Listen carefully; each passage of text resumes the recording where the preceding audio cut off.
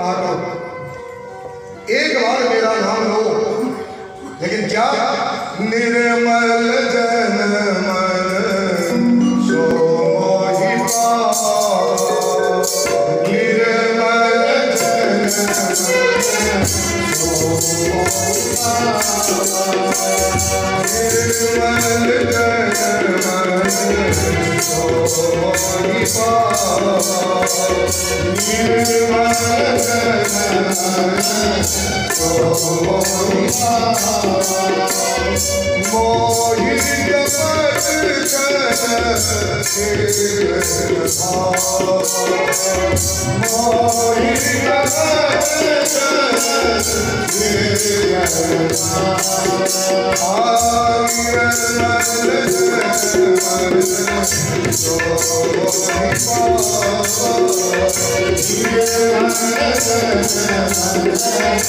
जपत मोहि भगवान कहते हैं मन को संभाल रखे।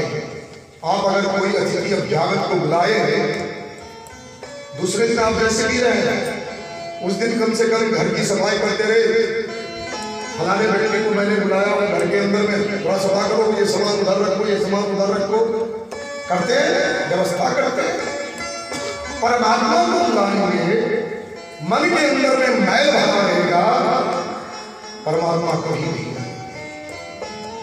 परमात्मा तो कहते हैं निर्मलता, सज्जनता, ये मुझे अत्यंत प्रिय है।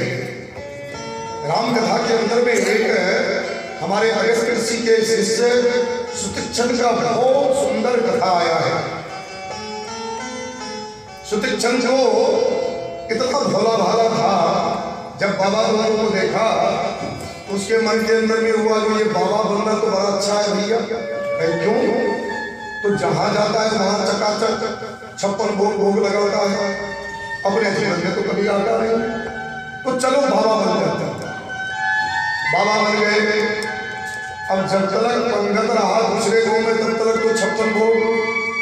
जब कुटिया के अंदर में आ गया तो वही दुखी सुखी मिलने लगा।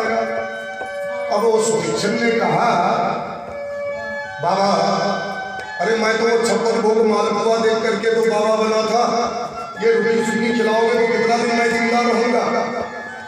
कह रहे बेटा, हम लोगों की जिंदगी में भी रही है, कभी घृत घना, कभी मुट्ठी बरतना, कभी वो भी।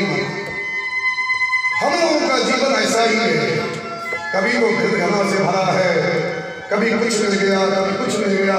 लेकिन हमारा कर्तव्य है भगवान का नाम लेना, पराये का उपकार करना। फिर इन्होंने कहा कि जो कुछ दिन रहा और एक दूसरे बस्ती के अंदर में उस दिन पंगत था, भंडारा था। तो अगस्त ऋषि ने कहा, अरे सुतीक्षण तू गाय चला करके आएगा ना, तो आते समय में ठाकुर जी को लेकर के आना, वहीं भोग लगाएंगे और भोग लगाने के बाद में पंगत होगा। आज चलो तुम्हारे मन की बात है 56 भोग खाना। अब तो ये बेचारा तो गाय चलाने में क्या मन लगे, आज तो 56 भोग कितने दिन के बाद मिलेगा, उसके ऊपर ध्यान चला गया। फटाफट गाय को चला करके लेकर के आया, गौशाला में बांध दिया, गाय को जल वगैरह पिला दिया। उसके बाद में ठाकुर जी को लिया सिंहासन और चला। लेकिन मालपुआ पंगत का नाम सुनकर के इसका भूख और जागृति हो गई। अब ये बेचारे रास्ते में जा रहा है, उन्होंने देखा एक जामुन का वृक्ष और जामुन, काले काले जामुन उसमें लगा हुआ था। सुतीक्षण ने कहा, वो ठाकुर जी आपको भी विलंब हो गया है और मुझे भी विलंब हो गया है, तो क्या करें? तो महाराज आप ऐसा करो, जो मैं आपको गज के ऊपर में फेंकता हूं, आप खा लेना और 2-4 हमारे लिए भी ले आना। अब वो ठाकुर जी को फेंका गज के ऊपर, बगल में कुआं, गोविंदाय नमो नमः। ठाकुर जी को कुआं में चले गए। बहुत देर तक देखा, कहा ओ ठाकुर जी, अरे अकेले खा रहे हो, 2-4 गिरा दो हमारे लिए। अब वो ठाकुर जी रहे तब तो सुने। अब दूसरे ठाकुर जी को उठाया, कहा जो आपके जो बड़े भाई हैं, बड़े लोग ही हैं, अकेले जाकर के पेट भर रहे हैं, भाई को भी पकड़ करके लेना, 2-4 जामुन हमारे लिए भी गिरा देना, भाई हमको भी भूख लगा है। अब उसने दूसरे ठाकुर जी को फेंका जामुन के गछ के ऊपर। अब ये ठाकुर जी ने 2-4 तो जामुन तो गिरा दिए, लेकिन ठाकुर जी गोता खाने लगे कुआं में। अब बहुत देर हो गया, ये जामुन खा लिया। कहा कि जो ठाकुर जी, अरे अब तो आ जाओ, गुरु जी क्रोध में हो जाएंगे, आप इतना विलंब कर रहे हो, कितना खा रहे हो। ठाकुर जी तो आए नहीं, आधा घंटा 1 घंटा हो गया। अब क्या करें, मैं ऐसे जाऊंगा तो गुरु जी तो डंडा से पीटेंगे जो मेरे ठाकुर जी को क्या किया। तो उन्होंने जुक्ति निकाली, सोचा मन में भोला भाला व्यक्ति है, ठाकुर जी हमारे काले काले और ये जामुन काले, चलो इसी को ठाकुर जी बना। चंदन घसा, फटाफट तिलक लगाया और सिंहासन के अंदर में विराजमान कर दिया और लेकर के गया। गुरु जी ने कहा सुदीक्षण तुम आ गया? कहा गुरु जी आ गया हूं, लेकिन आपके ठाकुर जी बड़े नाराज हैं। कहे क्यों ठाकुर जी क्यों नाराज हो गए? तो कहे कि तो आपने कभी ठाकुर जी को 10 बजे भोग लगा देते हो, कभी 12 बजे भोग लगा देते हो, आज 1 बज गया अभी तक आपने ठाकुर जी को भोग नहीं लगाया। भोग तो लगा होगा ना ठाकुर जी को, आज नाराज है। कहे कोई बात नहीं बेटा, हो जाता है कभी कभी, सुधा हो जाता है, लाओ ठाकुर जी को लाओ। अब गुरु जी का नियम था 3 टाइम ठाकुर जी को स्नान करवाना, फिर भोग लगाना। अब ठाकुर जी को जब स्नान कराए और ठाकुर जी को शालिग्राम को स्नान कराने के बाद में उसमें घी लगाया जाता है, घी का गाय घी का मालिश किया जाता है।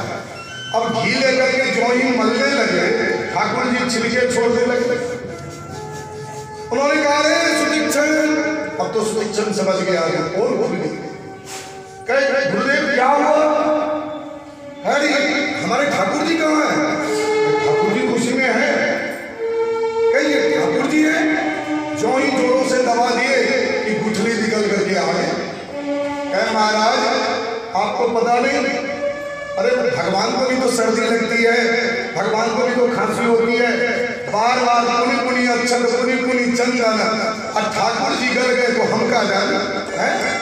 तुमने बार बार भगवान को चंदन लगाओ, मालिश करो, फूल चढ़ाओ, अब ये ठाकुर जी सर्दी के मारे गल गए तो हमको क्या पता। सुदीक्षण को उठाए डंडा और कहा कि जब तक तुम मेरे ठाकुर को नहीं लाओगे तब तक मत रहना। और सुदीक्षण बड़ा निर्मल बोला, उसके मन के अंदर में यही भाव था, जो मैं ठाकुर को लेकर के गुरु के आश्रम में जाऊंगा।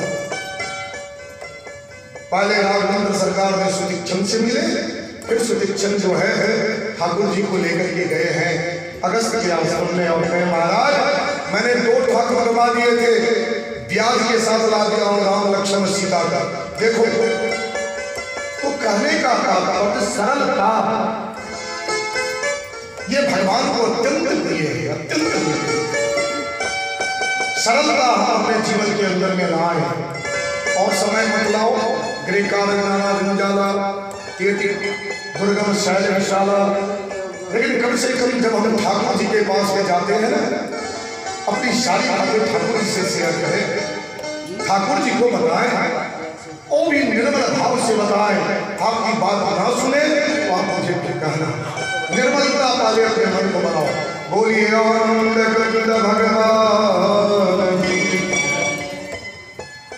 अब यहाँ पर भगवान के पास में इस बात नारद जी आ गया। नारद जी ने कहा प्रभु 16,108 एक आध रानिया हमको भी दे दो, मैं भी आपके गृहस्थ आश्रम बसा दूं।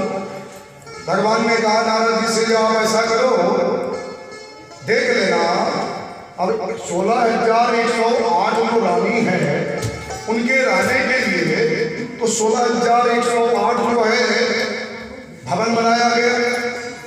कहिए आप महाराज ऐसा करो, हमारे हर भवन में चले जाना, जिस रानी के साथ में मैं ना रहूं उस रानी को आप लेकर के चले जाए। नारद जी जाते हैं, जो ही झांकते हैं तो किसी में देखते हैं जो भगवान जो है सो लड़के बच्चे को पढ़ाई करवा रहे हैं, किसी में देखते हैं जो लड़ाई विद्या सिखा रहे हैं, शस्त्र का कैसे चलाना है ये सिखा रहे हैं। किसी में देख रहे हैं जो रानी के साथ में जो है साग भाजी बना रहे हैं। भगवान भी 16,108 रूप को धारण किया। नारद जी आकर क्षमा प्रार्थना करते हैं कि महाराज मैंने आपसे विरोध किया, कि मुझे भी अच्छा लगता है विरोध करना। और जब विरोध नारद जी ने याद करा दिया तो आज भगवान राज दरबार से आते हैं भवन के अंदर, और भवन के अंदर में जो भी कार्य होता था ना, सारा कार्य का निराकरण हमारे रुक्मिणी के पास होता। नौकर चाकर से लेकर के जो भी हो सब हमेशा चाहना करते थे, अरे रुक्मिणी रानी कहाँ है, रुक्मिणी माता कहाँ है, रुक्मिणी माता कहाँ है। जो भी बात हो उन्हीं से बताना। भगवान ने देखा जो ये इतना काम करती है, कभी थकती है कि नहीं थकती है, और इसके मन के अंदर में कभी उदासी नहीं आता है, इसके मुखार होने में कभी क्रोध आता ही नहीं है। ये पता नहीं परमात्मा ने कैसे इसको बनाया। तो चलो आज रुक्मिणी को क्रोध दिलवाते हैं। भगवान आज जब पहुंचे तो रुक्मिणी जी आ जाती है झट जल लेकर के, और उन्होंने जल दिया। रुक्मिणी जी ने देखा भगवान का मुखारविंद आज थोड़ा उदास है। उन्होंने कहा प्रभु क्या बात है, आज आप कुछ चिंतित लग रहे हैं। कारण ये मुखड़ा तो हमारा बता देता है ना मैं किस भाव में हूं। तो भगवान ने कहा नहीं छोड़ो कोई बात नहीं प्रभु कुछ तो चिंता है, बताएं क्या आपका चिंता है। भगवान शांत हो गए, कुछ नहीं। फिर पूछती है प्रभु आप बताए नहीं क्या बात है, पंखा झेलने लगी और कहती कि आप बताए आखिर चिंता क्या बात का है, क्या मेरे से कोई भूल हो गया क्या। भगवान कहते हैं मैं तुम्हें क्या बताऊं, तेरा एक भूल हो तो मैं बताऊं। अरे गलती के ऊपर गलती, गलती के ऊपर गलती तुम करती जाती हो और पूछती हो कि मेरे से भूल हो गया। रुक्मिणी जी तो स्तब्ध हो गए। अयं हि परमो लाभो गृहेशो गृहमेधिना अन्नमयीयते यामः प्रियाया। भगवान कहते हैं गलती के ऊपर गलती और फिर पूछते हो जो मेरे से कोई भूल हो गया। तुमने तुम्हारा सबसे पहला अपराध है, पहला भूल है। तुम्हारे यहाँ स्वयंवर के अंदर अनेक अनेक राजा आए थे और उससे विवाह न करके मेरे से विवाह कर लिया। और भूल में विनती करवाऊं, अरे तुमने हमने कौन सा सौंदर्यता देखा, काला कलूठा हो, इसके लिए आपने दया किया। हमारा तुम्हारा समानता नहीं और इतना बड़ा भूल किया। हमें कौन बचती है, जो भिखारी है उनको कोई काम नहीं है, भगवान का नाम ले, भगवान का नाम ले। जिसको रहने के लिए राजाओं की जड़ से मैंने समुद्र के अंदर में महल बनाया, ऐसे डरपोक से तुमने विवाह किया। सुनते सुनते हमारे राजपुत्री जो है इनको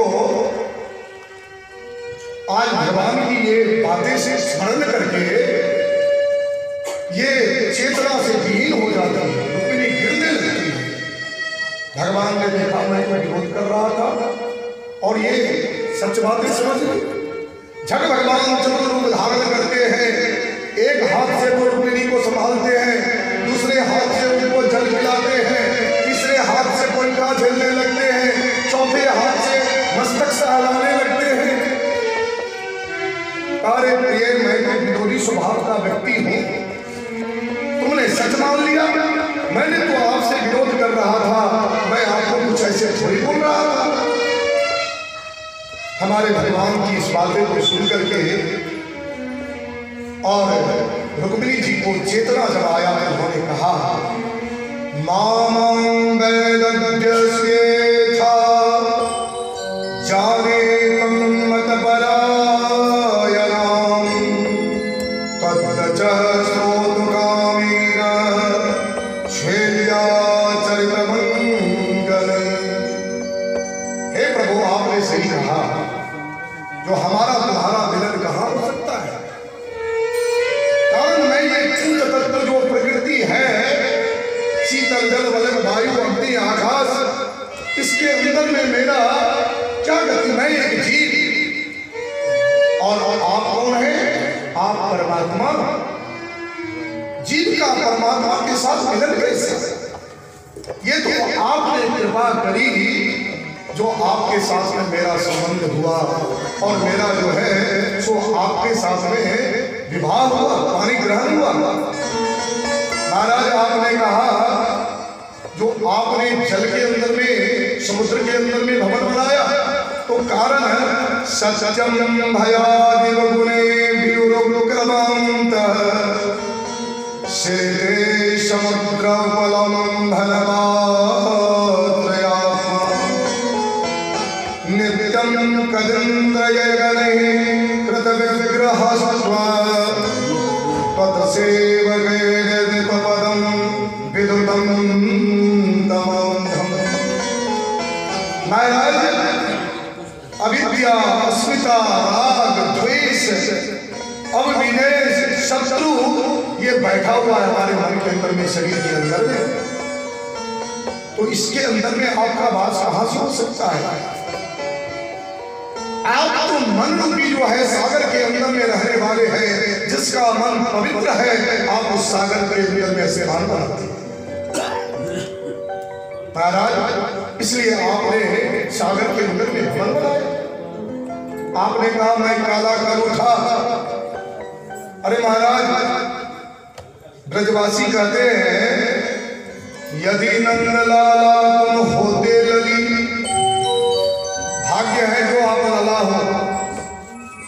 अगर आप होते लली तो पता नहीं चलती कि गले के ऊपर में छुरी चल जाती। काले हो तो इतने मन वाले हो, अगर गोरे रहते तो क्या करते? महाराज, ये काला गोरा तो ये शरीर का धर्म है। ये सफेद जो हमारा गोरा जो गोरापन होता है ना, उसके ऊपर में धब्बा लग सकता है, लेकिन काले के ऊपर में कोई प्रकार का धब्बा नहीं लगता है। इसलिए तो आपने काला रूप को अपनाया। बोलिए आनंद गंध भगवान। महाराज, आपने चौथा वादे कहा जो मुझे कौन अपनाता है, इस संसार में मेरा नाम कौन लेता है? जो निर्धन है। तो कबीरदास जी ने कहा कबीरा सब जग निर्धना, धनवंता नहीं कोई, धनवंता सोई जाने जाके राम नाम होय। महाराज, धनवान तो सच में वो है जिसके पास में प्रभु का नाम गुणगान करता है। काशी नरेश राजा को कबीरदास ने कहा बेटा तुम यहाँ का नरेश होगा, लेकिन बता तुम दिन के अंदर में कितने बार प्रभु का नाम लेता है? जो प्रभु तुमको यहाँ भेजा। कह प्रभु ये तो मैं नहीं कर पाता हूँ। कह तुमसे बड़ा दरिद्र कौन है? तो इस संसार के अंदर में धनवान व्यक्ति तो वही है जो प्रभु नाम का शरण, प्रभु का आश्रय है, वही संसार के अंदर में धनवान है। इस प्रकार भगवान ने विरोध करते कहे महाराज। और मीराबाई ने क्या कहा? मीराबाई को इतना कहा पायो जी मैंने राम रतन धन पायो, पायो जी मैंने राम रतन धन पायो।